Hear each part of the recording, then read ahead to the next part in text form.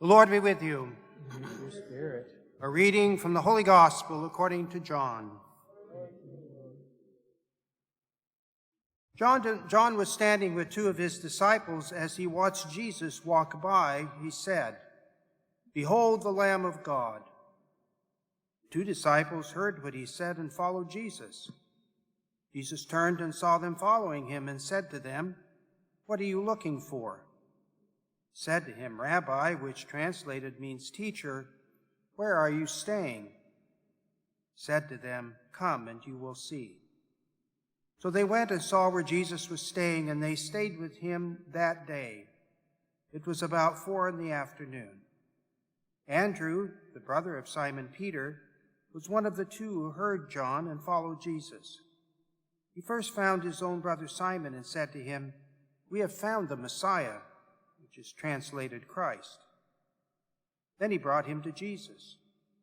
Jesus looked at him and said, "You are Simon, the son of John.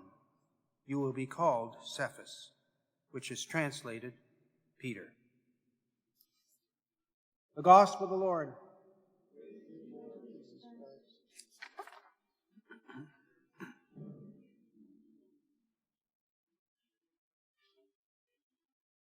Behold the Lamb of God. Behold. Behold the Lamb of God. Omnos tou theou is the Greek. Omnos tou theou. Agnus Dei is how it's translated in Latin. Lamb of God. That would have caught people's attention immediately because John the Baptist was saying something very significant. Lamb. This is God's Lamb. The Lamb served a very important role in the Jewish religious life. The book of Exodus, we hear about Moses directing the people in Egypt to take a lamb and to roast it and to take the blood and spread it on their doorposts because the angel of death was coming. And so that night, the Hebrew people did that. They did what Moses commanded them to do. They roasted the lamb, they spread the blood of the lamb on the doorpost, and the angel of death passed them over. Since that time, the Jewish people have celebrated the Passover by the angel. Also the Passover of the people out of slavery in Egypt into the Promised Land. Passover. John the Baptist is standing there with two of his disciples, as we hear in the Gospel. One of the disciples we know is Andrew. You know about Andrew. We will see him later. The other disciple is not named, but it's assumed that it is John. John the Beloved, John the Evangelist, John the Apostle, one of them. And so the two of them are standing with John because they're his disciples and they participated with him in the baptism in the Jordan. And they hear him point Jesus out, say, "Behold, the Lamb of God." Well, the disciples heard that. They listened. They acted. They started following Jesus.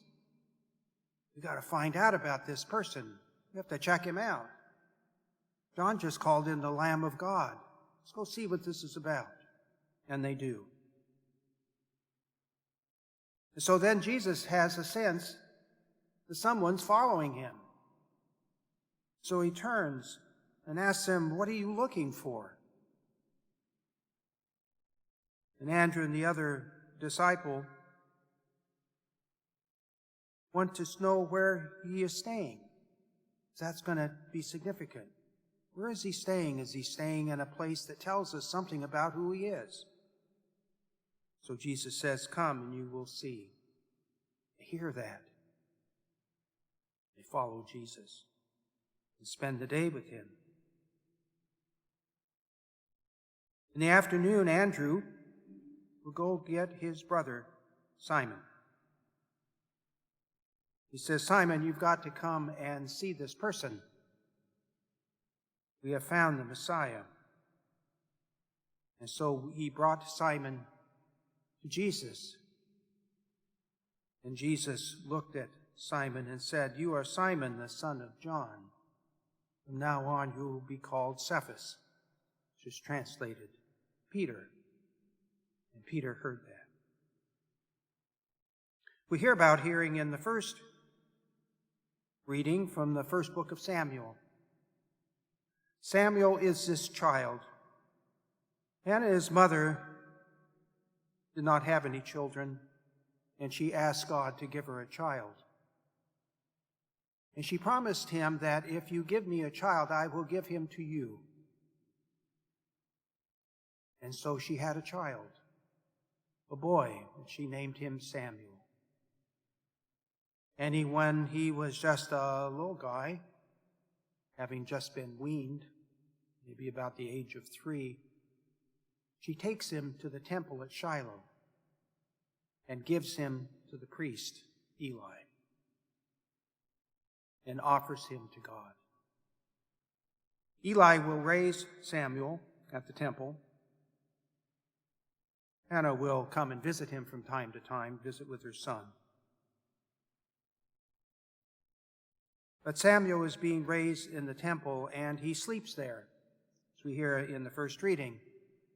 He's sleeping in the same room in which the Ark of the Covenant is kept, a very holy place, representing the presence of God with his people.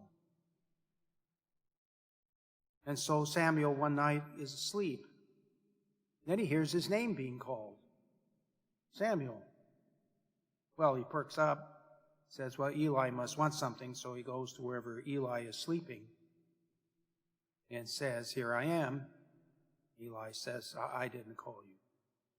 Go back to sleep. So that happens 2 more times. Eli comes to him again, keeps waking poor Eli up, saying, okay, now what do you want? Eli all of a sudden realizes that someone is calling Samuel. Maybe God. And so he sends him back with the instruction that the next time this happens, say, here I am, Lord. Speak, for your servant is listening. And that's what happens. Samuel goes back to sleep. Sure enough, he hears his name again, Samuel. So he gets up and says to the voice, speak, for your servant is listening. And the Lord speaks to him. The Lord will give him a message for Eli. Samuel's listening.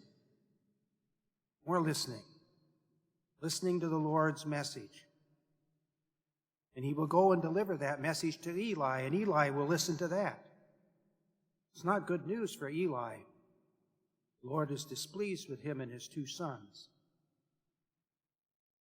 But Eli hears that message and says that whatever God is pleased to do, he will accept it.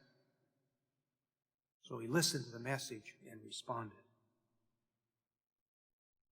We too are called to listen, just like Eli and Samuel and Andrew and John the Baptist and John the Beloved, Simon. We're called to listen to what is the Lord saying to us. The Lord speaks to us every day, inspires us, guides us. Sometimes it comes through just an inkling, just sort of have a thought or a feeling. Sometimes it's about little things. Check on the neighbor. Call your mother. Reach out to somebody in need. Down and help somebody today. Just those little thoughts that we have that are inspirations from the Lord. Then there's big things. The Lord calls us to big events. calls us to come together as community. Lord calls us today to gather for Mass. Lord gathers us together as community many times, helping others, gathering for prayer. And sometimes the Lord speaks to us individually about important things. The Lord spoke to me one day, and I listened. And I was prompted to go and push on a door that should have been locked to me. Locked tight. And as I pushed on that door, it opened. And I went through. And then I came to another door, still listening. I pushed on that door, and it opened. And another door, and another door. And after a while, the doors started opening all by themselves. I didn't even have to push on them. That's why I am here today. Because I listened, and I pushed on the doors.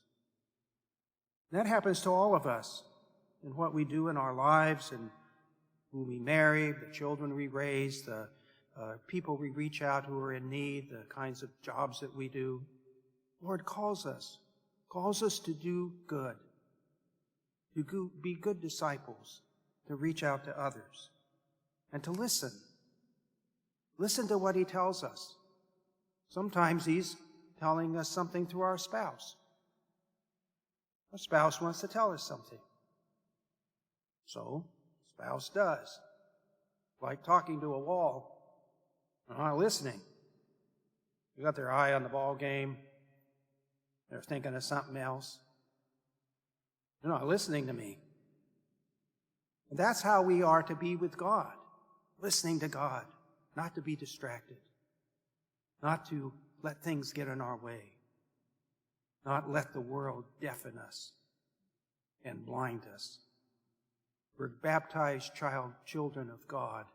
We're called to listen to the Lord, just like John the Baptist, just like Jesus, just like Andrew and John and Simon and Eli and Samuel. It's all about listening. Each day we should begin our day with the sayings of Samuel. Speak, Lord, for your servant is listening.